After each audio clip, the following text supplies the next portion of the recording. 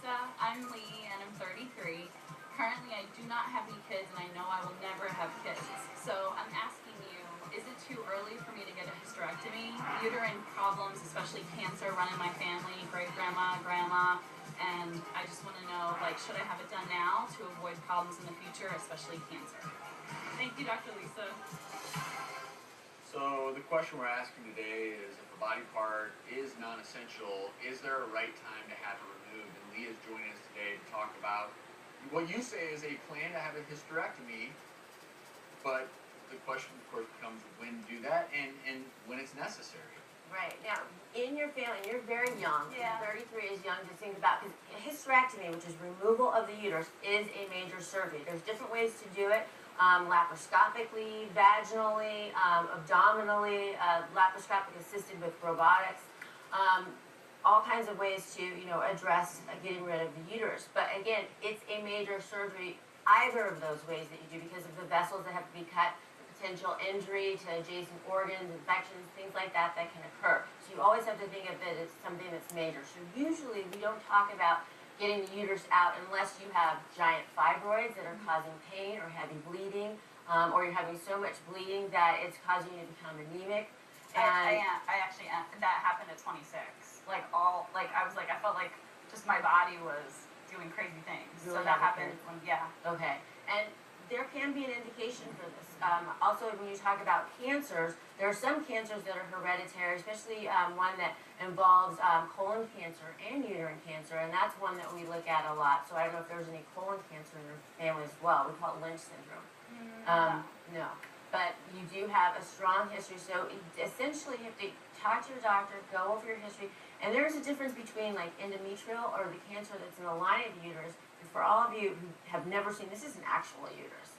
And what's inside is usually about the size of your fist, and it's a muscle. And what can happen is the benign fibroids can grow in this muscle. Okay, so this is, if you have the front of the uterus, and this is the tubes and the ovaries, right? The tube and the ovary on this side, and it's attached to the cornua, or the top of the uterus here. And so this is the uterus size. It's a fist. It's a muscle. You can get fibroids or benign tumors in the muscle here, but you can also get like endometriosis inside, which we call adenomyosis, which can sometimes cause heavy bleeding, and the only way to help that is with a hysterectomy. Mm-hmm. And the difference between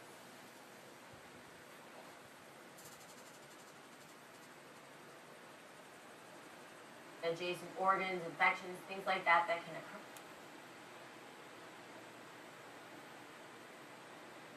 Lynch syndrome. Or the cancer that's in the lining of the uterus. And for all of you who have never seen, this is an actual uterus. And what's inside, and it's usually about the size of your fist, and it's a muscle. And what can happen is the benign fibroids can grow in this muscle. Okay, so this is, if you have the front of the uterus, and this is the tubes and the ovaries, right? The tube and the ovary on this side, and it's attached to the cornua, or the top of the uterus here. And so this is the uterus size. It's a fist. It's a muscle. You can get fibroids or benign tumors in the muscle here, but you can also get like endometriosis inside, which we call adenomyosis, which can sometimes cause heavy bleeding, and the only way to help that is with a hysterectomy. Mm-hmm. And the difference between endometrial cancer is much more common, the lining of the uterus, than uterine cancer or sarcomas, tumors that actually become malignant within the uterus. So those are much more rare. So that's why in going over the history, kind of trying to delve into the family history, you may have an absolutely necessary reason to have your uterus come out. You just have to remember, you won't be able to have babies. It is a major surgery, and then discuss the route that you want to go about doing it with your doctor, and they'll talk about the different things that you can do, and make a decision that you're happy about. And just a real quick addition to that is, you're saying that there's a big difference between just taking out your uterus and a hysterectomy, where there's also the oophorectomy, where you take the... Hysterectomy just applies to the uterus, okay? So because that's once what you take the ovaries out, then you're in menopause, right? Because the ovaries are what's responsible for your hormones.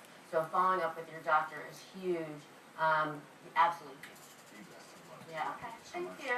I'm still just staring at the uterus, imagining how big it gets with a baby. It's just, It's the size of your fist unless it has a baby in it. Exactly, and then It's a remarkable organ. or a fibroid. Or a fibroid for that matter. Fibroids, yeah. Just an amazing muscle. Mm-hmm. Impressive. I mean, really, you don't. It's not every day you sit and look at a uterus, and that's what I'm doing. Stick around. We have a lot more just to.